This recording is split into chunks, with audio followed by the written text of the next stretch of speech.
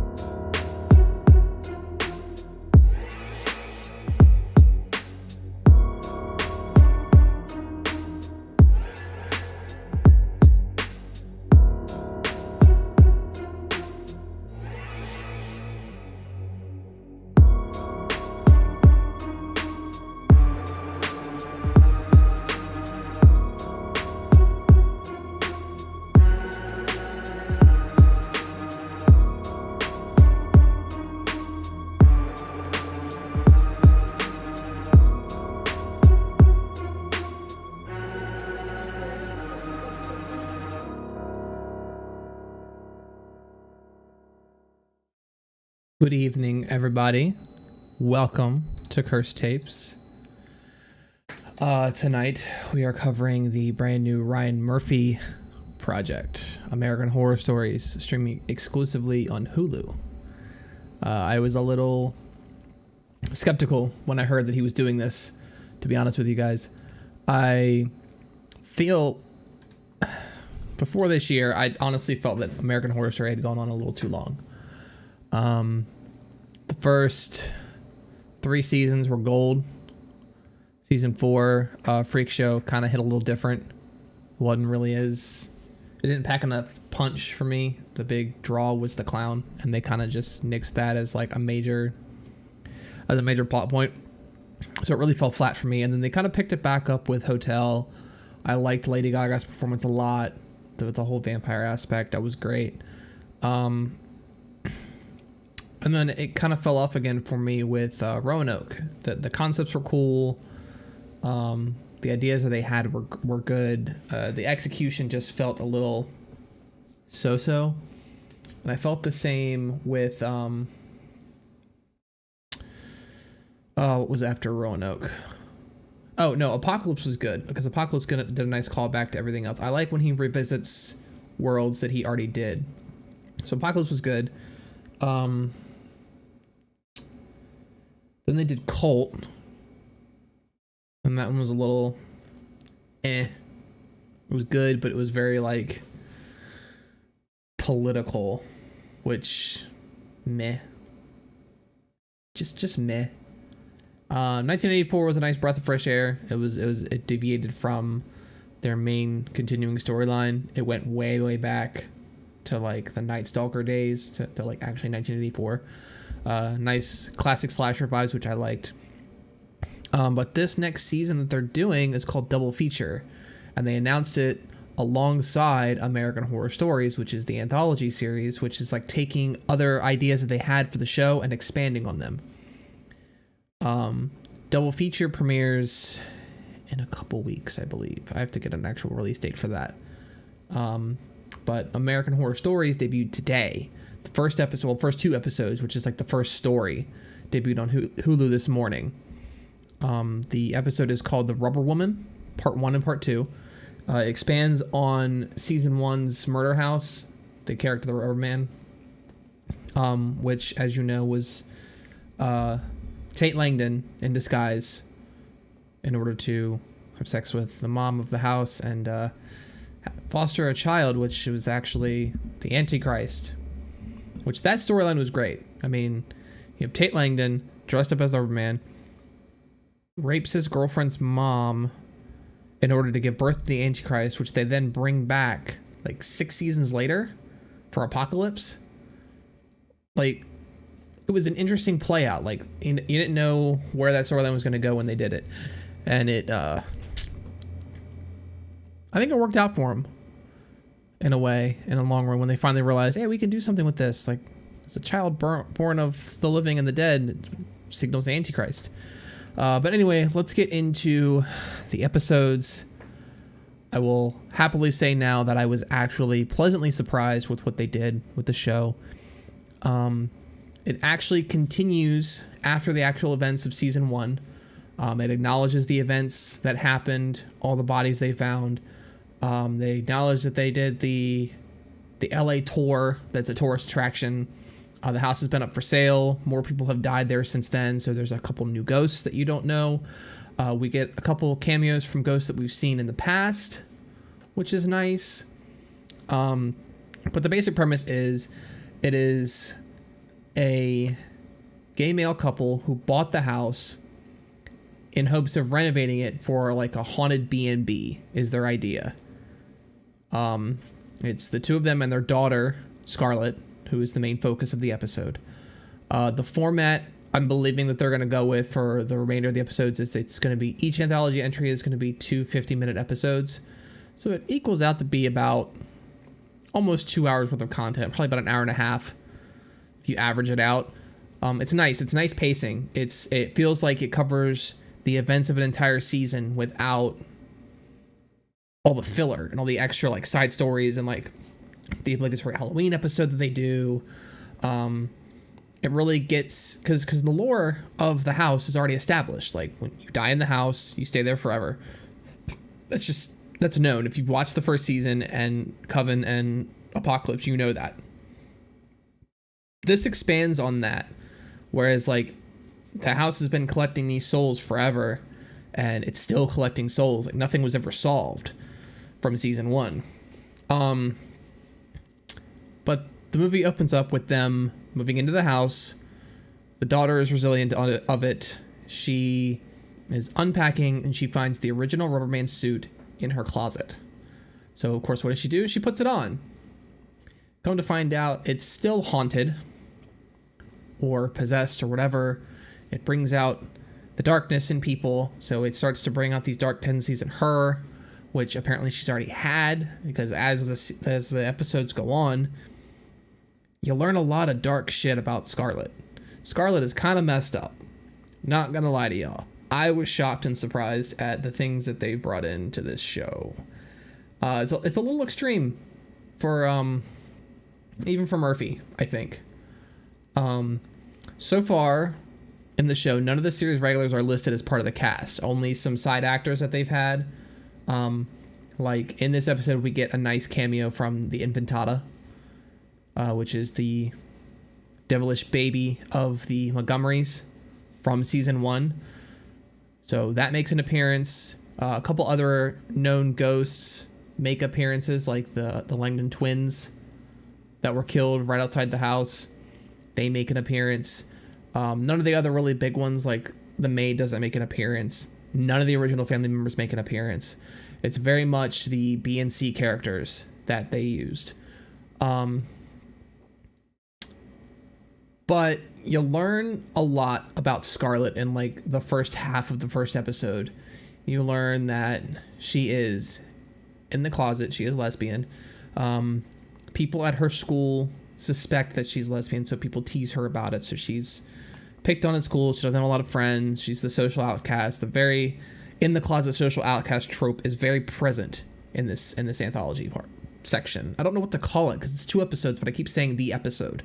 It felt like one big episode to me because I watched it back to back. So you learn that she has a crush on this girl at school, Maya, and Maya starts flirting back with her, which sends her into a tizzy.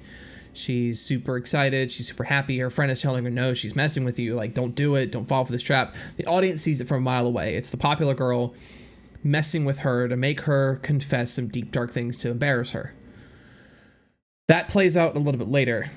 But until then, we learn more and more and more about the dark sides of Scarlet. Scarlet goes home that same night, and she starts having this, like, fantasy that Maya's in her room. She's fooling around with her, so she starts touching herself and getting all cozy with the bean, and the next thing you know, she's imagining that she's choking the life out of this girl. I mean, like, extreme, like, hands around her throat, choking her out. Not like the light 50 Shades choking that you see in porn, but, like, this is, like, murderous intent kind of choking. And that idea, that base idea for Scarlet, gets played out through the rest of these 2 episodes. Like, she's into extreme BDSM. Like, her fathers have to have a talk with her about the extreme porn. Like, we're talking, like, violent stuff, like people getting cut, stabbed, tortured, tied up in uncomfortable positions, things like that. Like, it's extreme, and they play on that a lot. They definitely spend a good bit of time trying to make you feel bad for Scarlet, but also kind of like, I don't know, feel bad is not really the word that I want to use here. You feel bad for her because she's so naive, but she's also complicated and complex as a character. So, like, she has her dark sides that she hasn't really fed into aside from, like, her addiction to extreme porn. But she really just wants to be accepted, to have friends, to have a girl that she likes, have a girlfriend, that kind of deal. So it's like you kind of get mixed feelings about her. But yet again, after this dream, she puts the rubber band suit on again, and as she's standing in the mirror looking at herself, she sees a male figure in the rubber suit staring back at her. So she freaks out, throws it away.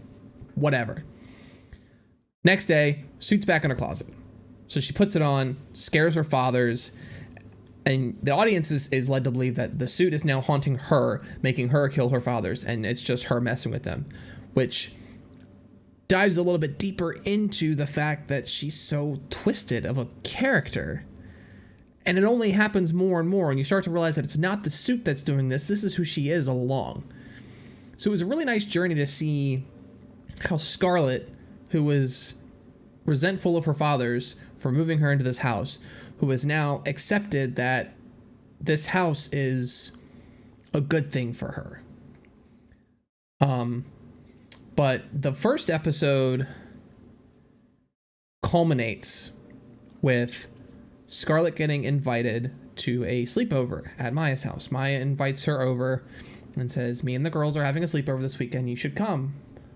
Typical high school bully trope coming here. So she's like, all right, cool. And then a bunch of shit happens to where she actually ends up attacking one of her fathers. She starts cursing them out. She ends up having to go into therapy, and they ground her so she can't go. So Maya's just like, you should sneak out. Just sneak out and come to the sleepover. So she does, of course. Typical teenage rebellion. So she goes to the sleepover, and they're sitting there talking about things, and they're talking about how they wish they could be their real selves. They wish they could do this. They wish they could do that. And Scarlett's just like, well, why don't you? Why don't you just be you? And they start, like, feeding into her ego. They're like, yeah, you're, like, the only real one here. Like, you may not be officially out at school, but, like, you're not afraid to speak your mind. You're not afraid to be you. So, of course, it's feeding her ego. Like a sociopath's ego is just growing here. Like, she's like, yeah, I am pretty great, aren't I? Yeah, they do like me. Then they start ragging on her because she's in regular clothes, and they're like, oh, well, you're at a slum party, you gotta be in pajamas. And then Maya's like, well, you can borrow a pair of mine. Wow, really? You just want to get her alone? That's great. That's so original. That's the one complaint I kind of have about this one, at least. I'm not going to say it for the series as a whole because they might do something different with each one. It's very predictable. It's one of those kinds of shows where it's like it's playing into your classic horror movie tropes, like girl likes boy. It's typically it's girl likes boy, boy likes girl, whatever. But it's in this case it's girl likes girl, girl is popular. Girl then proceeds to mess with girl who likes her, who is less popular because she's popular for a laugh. So Maya gets Scarlet by herself and is getting her to confess all these deep dark things, basically saying, hey, you can trust me, you can confide in me, I will talk these things through with you, I won't judge you. So she tells her about the extreme BDSM and the porn and the violence, and lo and behold, as we saw coming from the beginning, they're live streaming the whole event from a phone in the closet to everyone at school. So now the whole school knows that she's pretty much psychotic, like she's into some weird shit, which those are the kind of things you definitely want to keep private. So she runs out crying, goes home, finds out that everybody heard everything, knows that she's outed. So then you get this whole suicide scene where she's in the tub. She calls Maya and tells her, because of what you did, I'm going to kill myself.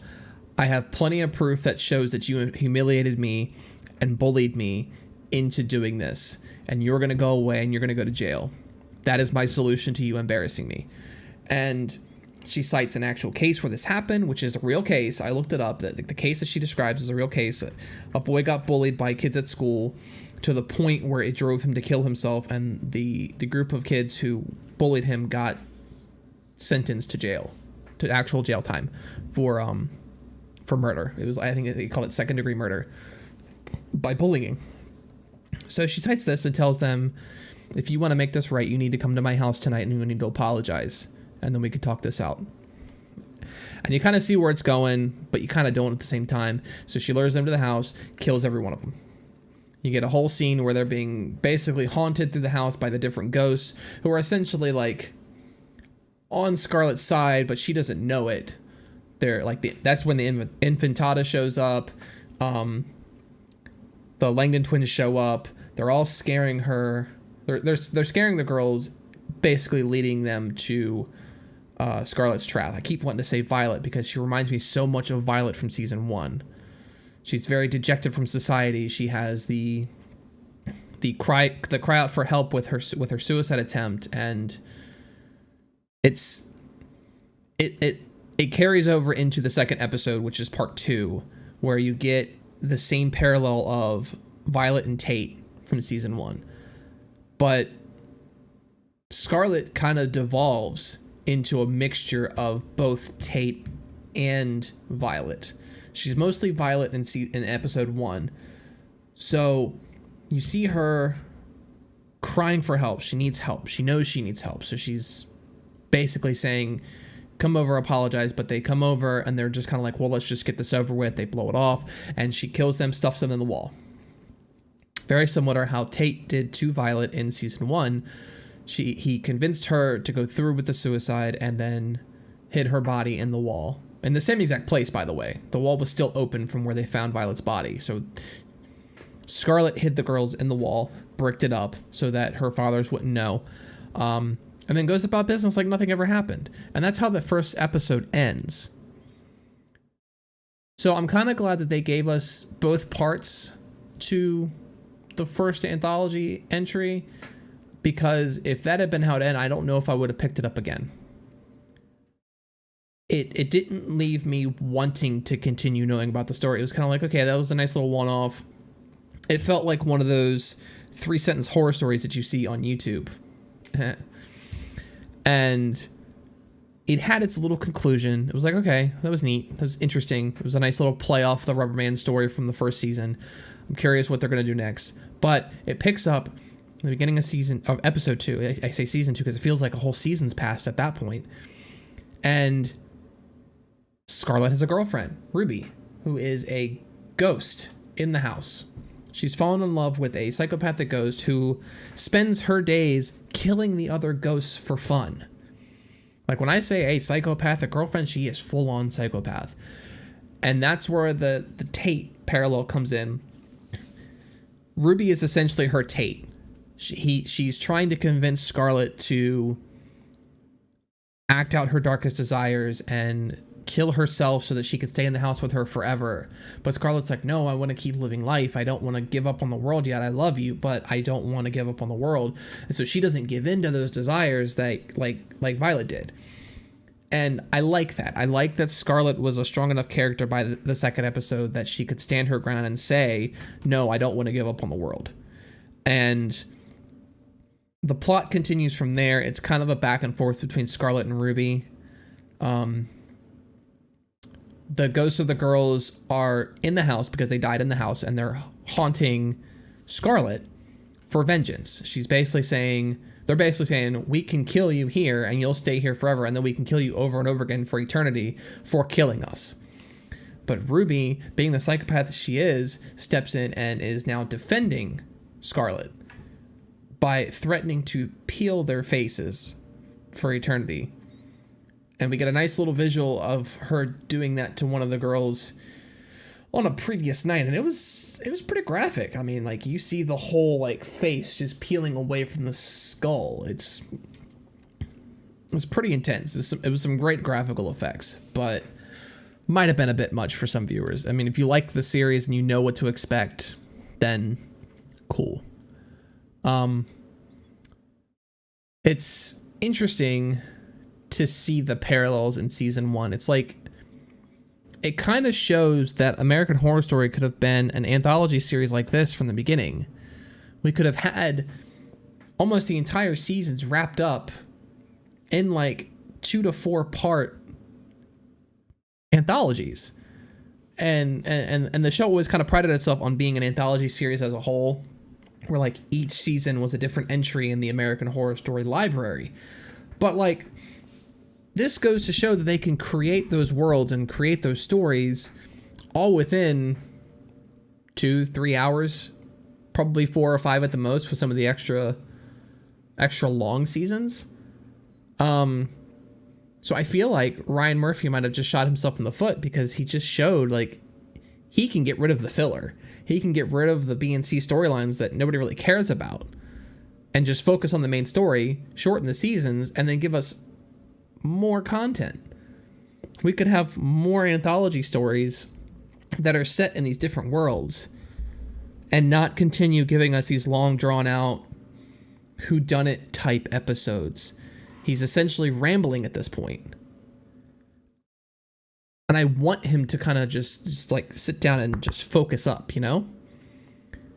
If he would just do that, we could probably have some great American Horror Story content in the future. But anyway, so the episode continues on. You learn that it's Halloween, Devil's Night, which from the plot of American Horror Story Hotel, we know is the one night that the dead can walk freely on the earth. So Scarlet and Ruby go out for Halloween. Scarlet goes dressed as the Rubber Woman, and Ruby goes dressed as herself, because she's just a psychopath. And they go out and they start killing people on Halloween for fun. So this is where Scarlet starts to devolve into that psychopath that she actually is, where she's just killing for kicks because she likes to. So those dark tendencies that she learned about in the first episode are really taking hold of her. And the subplot behind her killing with Ruby is that Ruby is still trying to convince her, like, this is how things can be all the time. And if you just stay with me forever, we could do this all the time. Every Halloween, we can just go out as a tradition and just murder people. And Scarlet's still on that like whole, I don't want to give up the world kick. And then as they're killing people, the 4 girls, Maya and her gang, show up and say, hey, we're not in the house anymore. If we kill you out here, then you're just dead. So then Ruby goes all psycho and is like, I will beat the hell out of you. I will kill you for all eternity if you touch her, this, that, and the other. And it turns out, it just turns into this whole chase thing where they're running, they're separated. It's a whole action sequence. It was kind of lame, to be honest with you. There wasn't much action in it. There wasn't much terror in it either. A lot of the scare factor from American Horror Story kind of went out the window after about season 5, for me at least. And this didn't really resurrect it. They played off a lot of like the classic tropes that he relied on in the first few seasons, which was a nice like callback to the way he used to run the shows. But I wanted something new. When he announced that he was doing an anthology series, like a 1 to 2 episodes per story, I was, like I said before, I was skeptical, but I was excited because I was hoping he was going to do something new. I was hoping he was going to do something different. Give us something to breathe new life into the show that was going to make it scary and exciting again. And it just hasn't. Did I enjoy it? Yes, it was enjoyable. If they don't expand a little bit farther, then I don't know how far I'm going to watch it. I mean, I'm going to keep watching it for you guys, obviously. But as Devil's Night continues, we get back to the house. We learn that for a good long while, the roles have kind of been reversed from the Violet parallel from season 1. In season 1, Violet didn't know she was dead for a long time. And she was the main focus of the show. So she'd been dead since like episode 2 of the season, I believe. Episode 2 or 3. And she'd been a ghost the entire story. And the rest of the family was alive. Now the roles are kind of reversed where the rest of the family, her fathers, are dead. Ruby killed Scarlett's fathers in order to say, now you have no reason to leave because your family's going to be here forever. So your family's here. The woman you love is here. You need to stay here. And Scarlett still, which I give her major props on her character development here. She finally stands around and says, no, I don't want to stay here. I need to leave. So after everything that happened on Devil's Night, after everything that happened with her fathers, she decides she's just going to pack up right then and there and leave. And you think that's kind of the end of Scarlett, but it's really not. It's interesting because after that, it switches perspective to Ruby. And you follow Ruby's inner monologue where she's talking about how she still loves Scarlett. She waits for her to come back. She wanted all this, but she understands why she had to let her go. It was a big learning experience for her. She's less sociopathic. You get shots of her with Scarlett's fathers and the other ghosts, and they're all getting along. She's not killing the ghosts for fun anymore. So it was a big character change for her. The 4 girls that they killed in the show, the Maya and her crew, they're living there, and the fathers are basically taking care of them like a family, like they're making breakfast. They're having pancakes, like ghost pancakes, but they're real pancakes. I don't know. It was weird. It was a strange ending. And then you get a phone call from Scarlett, and Scarlett's got like this slick back hair, this like snakeskin duster, and she's in an old Mustang, and she looks all badass and cool, and she's talking to Ruby, and she tells her that she found her creepy uncle from when she was alive. Because earlier in the show, in order for them to connect, Ruby told Scarlett a story about how her parents died in a car crash and she had to go live with her uncle. Well, her uncle was kind of a piece of shit. He liked to like poke her with a cattle prod and hit her and abuse her and all kinds of dark shit. And then one year around, I think it was around Halloween or Christmas, he took her on a trip and pulled her up to this suburban area, and she sees a couple getting out of the car, and it's her parents. And it turns out that her parents sold her because they didn't want her anymore. So the story took a dark turn at that point. Calling back to that at the end of the episode, she says that she found the guy and she's going to go kill him. So she takes off the duster, and she still has the Rubber Woman outfit, and she's going around as an actual like serial killer, killing people for fun. And then you find out at the very end that Scarlett still revisits the house every year on Halloween, spends time with her dads, sees Ruby. They have like this long distance relationship thing going on beyond the void or something. I don't know. It was never explained. You just kind of show her walking up to the house. It's like, yeah, she comes by every year. And I was like, wow, okay. So the horror story gets a happy ending. I didn't like it. I didn't like the ending. Like it showed that like Murder House created a new serial killer, and it brought out the darkness in Scarlet, but like she still comes around and has feelings for other people. I don't know. It kind of downplayed the whole deal. Like, I expected more scares. I expected more callbacks to other things. I mean, we did get a nice little cameo from Piggy Man from Roanoke. Apparently, one of the dads saw Piggy Man while he was in the shower, and Piggy Man attacked him.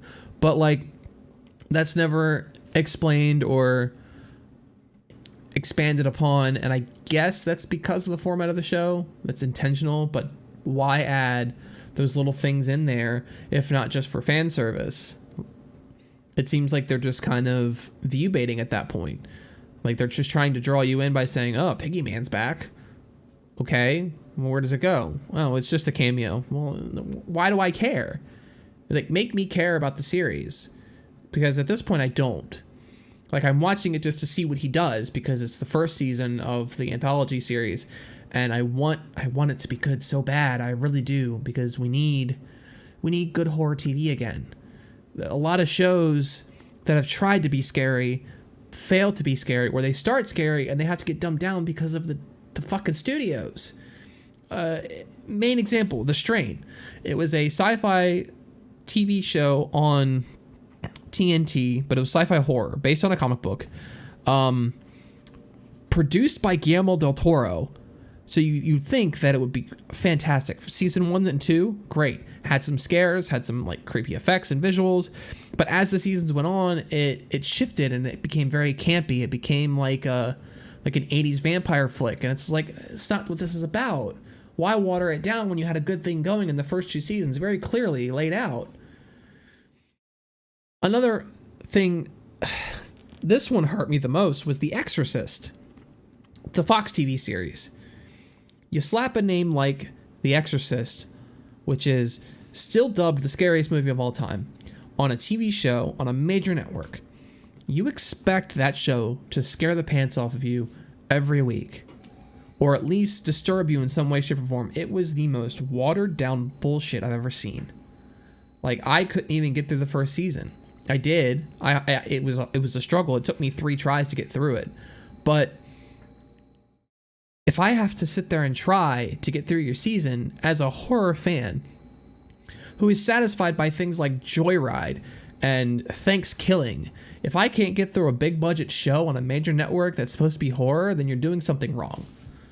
When horror fans are satisfied with crap for a long time, we still go out, we still see recycled garbage, reboots, remakes, crap sequels, straight to DVD movies, B movies, C movies. Like, there are horror aficionados that pay monthly for Shudder just to watch the cruddy movies they release on there, and they're happy with them, and they get good content from them, but will refuse to sit down and watch a horror TV show on a major network that's on basic cable for free, essentially. Anybody can get it. If you have a cable and a digital converter, you can get these shows, and you can watch them. But they're not worth sitting down to watch. And that's the issue. That's the issue I have with, like, American Horror Story at this point. Because American Horror Story was supposed to become the standard. After seasons 1 and 2, they essentially said, okay, here's the standard bar for horror on TV. You can either go above it, and you can get close to it. That's how it should be, and that's what they should have stuck to. The problem is the studios get involved and they change things, and they're like, oh, well, viewers don't really like this. Like, okay, well, tough. It takes away from the story. And that's what happened with season 4.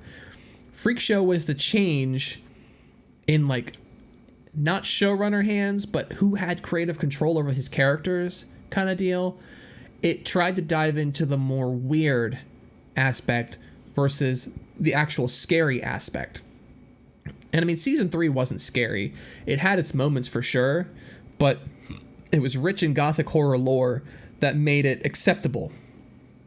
It went into pagan rituals and the like voodoo magic and deep Cajun lore and history and things like that, and brought in like real people like Marie Laveau and actual characters from history that made us care about it, because you got to give us something that we give a shit about, otherwise we're going to become disinterested. And I'm already disinterested in the anthology series before it's even off the gate. Was it entertaining? Sure. Did I feel like I wasted 2 hours of my life? Not really. I could have been watching something else, for sure. But there comes a point where horror fans and people who dissect horror like I do start to expect a certain level of standard from somebody who's been doing this for I don't know how many years. American Horror Story started, was it back in 2004? 2005? Let me look that up real quick. But it's been going for so long that you'd think 2011. Murder House came out in 2011, and there's been a new season every year since then. So Murder House went for 12 episodes from October 2011 to December 2011. Asylum was the same way, October to January, 13 episodes. Coven, 13 episodes, October to January. It followed the October to January trend, 12 to 13 episodes, up until Roanoke. Then when Cult came out, which was season 7, it was 11 episodes, ran from September to November.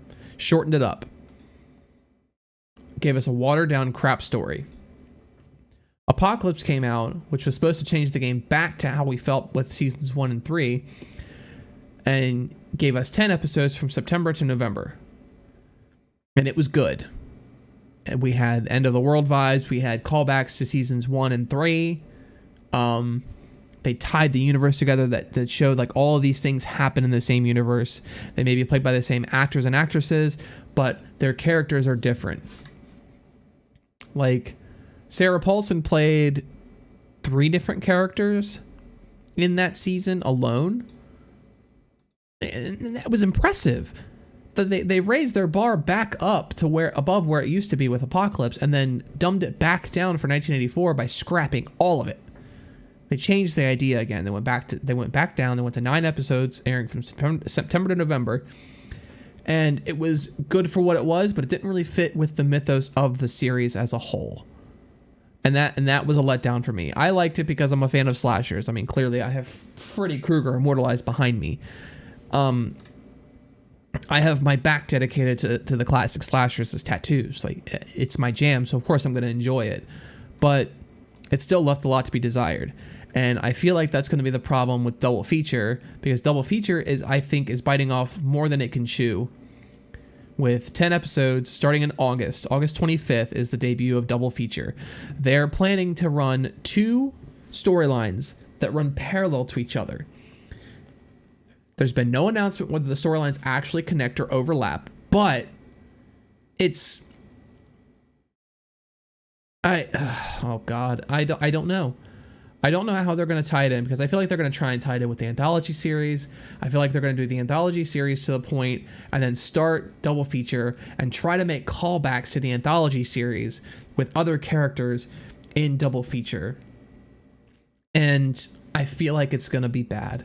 I feel like they're going to try and do too much, and it's going to be a mess.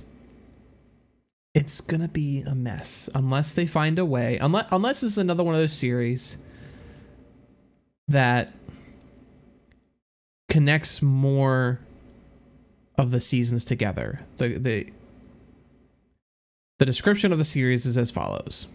This is what I have from the website.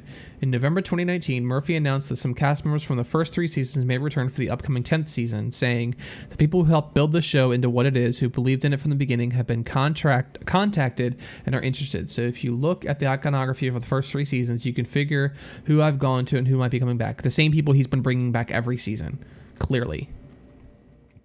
On February... Oh, wait. He also said that the 10th season would be about reuniting fan-favorite actors to come back. Later that day, Sarah Paulson confirmed that she would be returning for the series for its 10th season in a lead role. Shocker. He loves Sarah Paulson. She's in everything he does.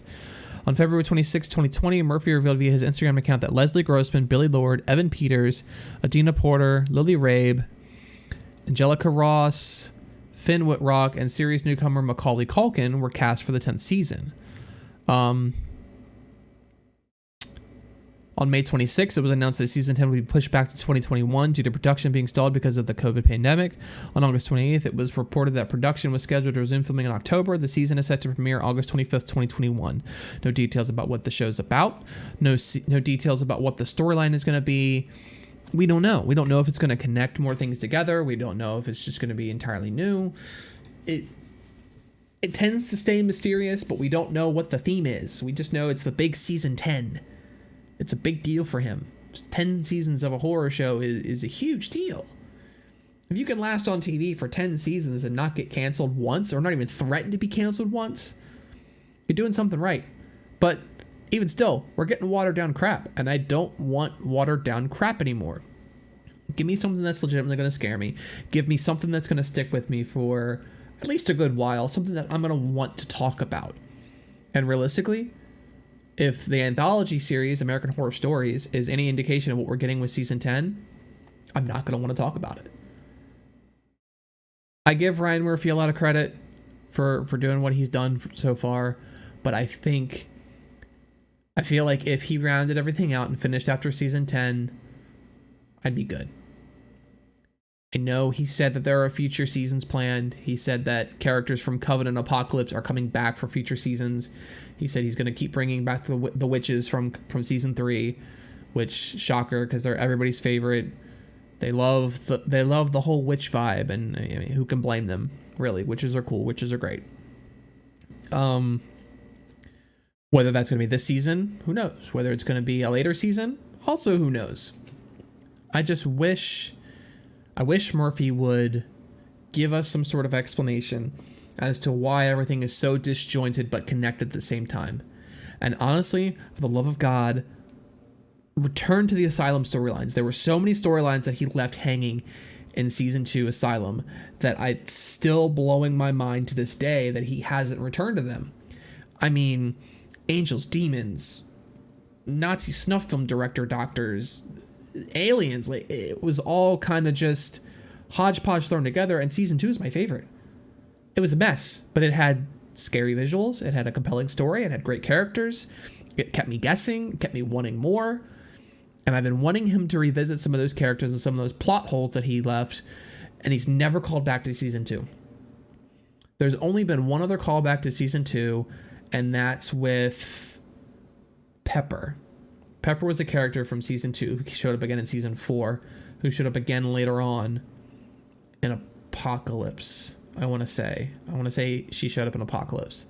That's the only time they've ever been connected, and there's never been another callback to what happened at Briarwood. Like, there's nothing. And honestly, I think it was their best season, in my opinion. I mean, my opinion doesn't really mean a whole lot, but it's my favorite season. And I want them to return to that style. Seasons 1, 2, and 3 were gold. And if they return to that style of show, then I'll be happy. But that's going to be it for me for tonight. I wanted to keep this a little bit short and condensed because we have the special episode of Comic Relief happening tonight. Next week's episode of Curse Tapes is kind of up in the air at the moment. I was going to be a movie review of The Forever Purge, but all of my movie reviews have been moved to TikTok due to copyright reasons on YouTube.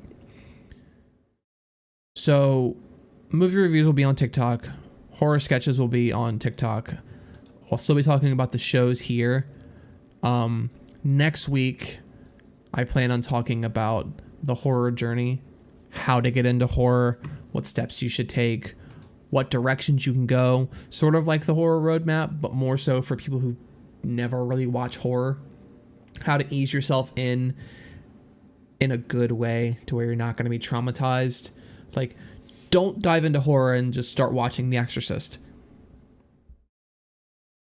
No, don't do that. So I'm going to be going over that. I'm going to try and get a guest for that as well. Keep a lookout on Twitter for who that's going to be. Other than that, stick around. In about 45 minutes at 9 o'clock, me and Xander will be going live for a special episode of Comic Relief. We'll be breaking down the Loki season finale. And it was a big one. We left a lot of got a lot of spice in the air on Tuesday night when we talked about who we think the villain might be. So we're kind of resolving that tonight. We'll be talking about all the Easter eggs, what we see in the future of the MCU, etc., etc. So thank you for joining me tonight for my breakdown / review of American Horror Stories. I'm interested to see what they're going to do next, what other seasons they're going to do. If they do what I think they're going to do, we'll get a story from each season, like each universe that he's created. Like we got a murder house story. Next we'll get an asylum story, then maybe a coven side story, that sort of deal. That would be nice, because then they could actually play on some of the loose ends of the other seasons that didn't get as much attention as Murder House and Coven did. But remains to be seen. Anyway, I will catch you all next week. And until then, stay spooky. Bye-bye.